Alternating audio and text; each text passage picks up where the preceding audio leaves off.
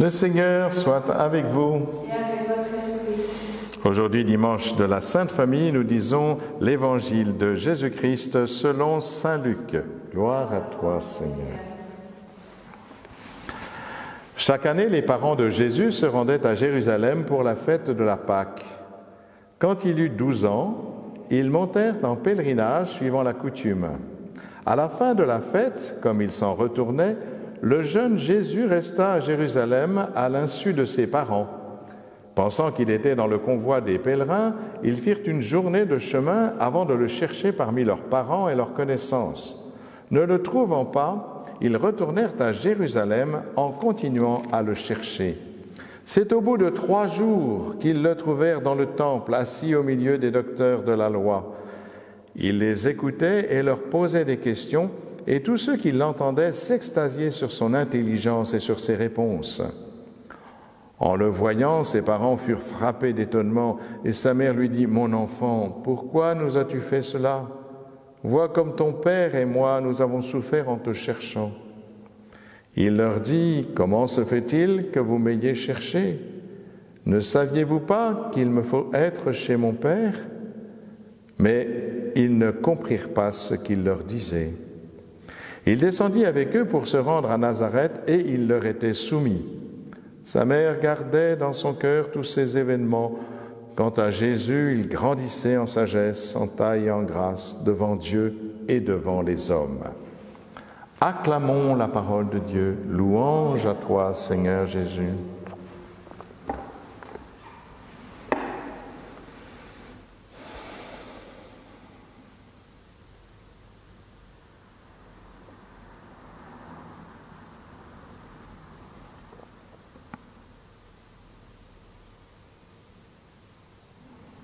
« 12 ans. Jésus a 12 ans. Eh oui, c'est l'âge de la préadolescence. Tous les parents savent que c'est une période difficile. Mais oui, on est sorti de l'enfance. Et l'enfant sort de son regard admiratif. Maman, c'est la plus belle. Papa, c'est le plus fort. Et malheureusement, à cet âge-là, à 12 ans, on commence à avoir un réalisme un peu cruel. Et oui, hélas. Et donc, il y a un moment difficile. Eh bien, serait-ce le cas de Jésus? Est-ce un adolescent un peu rebelle qui commence à voir des choses et qui le font remettre en question ce qui est sa famille? Eh bien, pas du tout. Pas du tout, parce qu'il est dit dans l'Évangile que Jésus leur était soumis. Et donc, il ne s'agit pas du tout d'une crise d'adolescence. 12 ans pour un enfant juif, mais c'est la bar mitzvah, bien sûr. Et qu'est-ce que c'est que la bar mitzvah? C'est le droit de l'enfant de lire la parole de Dieu et de la commenter. Et donc, vous voyez, d'ailleurs, on devrait en prendre de la graine, entre parenthèses, parce que quand nous célébrons, nous donnons la confirmation à des jeunes gens, malheureusement, souvent, on ne leur donne pas les responsabilités qui vont avec. Or, ils ont reçu l'Esprit Saint. Peut-être il faudrait s'inspirer de cela. Jésus, à 12 ans, peut commenter devant les docteurs de la loi, s'il vous plaît, la parole de Dieu. Et Jésus reste au temple. Mais il reste au temple, non pas comme un ado rebelle, mais pour accomplir ce pourquoi il est venu sur la terre, c'est-à-dire porter la parole de Dieu, parce qu'il est lui-même la parole de Dieu. Il donne à ces docteurs de la loi l'intelligence de la parole de Dieu, forcément, puisque c'est la parole de Dieu faite chair. Et donc voilà, il était normal qu'il soit dans le temple, parce que le temple, c'est le lieu de la présence de Dieu, et que Jésus se révèle tel. Et donc, dans la caravane qui reconduisait, bien sûr, les parents, eh bien, ils étaient persuadés qu'ils étaient avec la famille. C'est de grandes caravanes, vous savez, donc les enfants sont ensemble. Pendant une journée, on peut penser effectivement qu'il est avec les autres. Eh bien, le soir, il n'est pas là. J'ai eu l'occasion d'accompagner des parents qui avaient perdu leur enfant, et qui perdu, pas parce qu'il était mort, mais parce qu'ils ne savaient pas où il était, mais c'est une angoisse terrible. Je peux vous dire que quand ça dure un peu, c'est absolument terrible. Et cette angoisse dont parle Marie, on peut très bien la saisir. Qu'est devenu l'enfant? Est-il vivant? Est-il mort? Qu'est-ce qui s'est passé? Etc. Voilà, c'est quelque chose de terrible et c'est bien ce que partage Marie. Ton père et moi, nous te cherchions angoissés.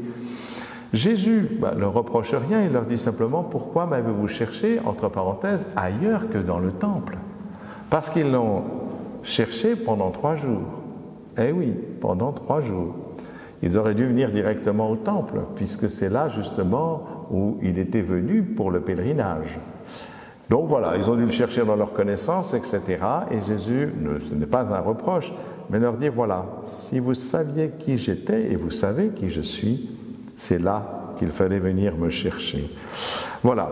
Mais dans ce rencontre, vous voyez que là, bien que ce soit les êtres sans doute qui ont porté le plus d'amour dans les familles, Marie, Joseph, Jésus, eh bien l'amour n'empêche pas l'incompréhension.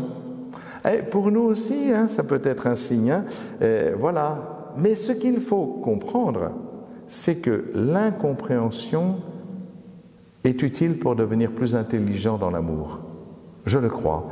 Parce que vous voyez, les signes sont donnés. Il le retrouve le 3e jour. Marie médite tout cela dans son cœur. Elle le garde à travers elle. Et quand Jésus sera crucifié, peut-être elle a compris qu'elle le retrouverait le 3e jour, le jour de sa résurrection. Quand Jésus parlera, le 3e jour, je ressusciterai. Il l'a dit à ses apôtres et Marie l'a entendu certainement. Et donc cet épisode lui fait comprendre qu'elle va le retrouver. Vous voyez, nos incompréhensions nous permettent d'avoir l'intelligence de quelque chose de plus grand, de plus fort, pour aimer davantage. Ne nous arrêtons pas à ces incompréhensions qui nous divisent. Si c'est cela, nos familles sont meurtries. Non. Regardons comment ces incompréhensions nous permettent de faire comme la Vierge Marie, de comprendre davantage pour aimer davantage. Ne nous arrêtons jamais à nos incompréhensions. Faites comme Marie. Gardez tout cela dans votre cœur. Amen.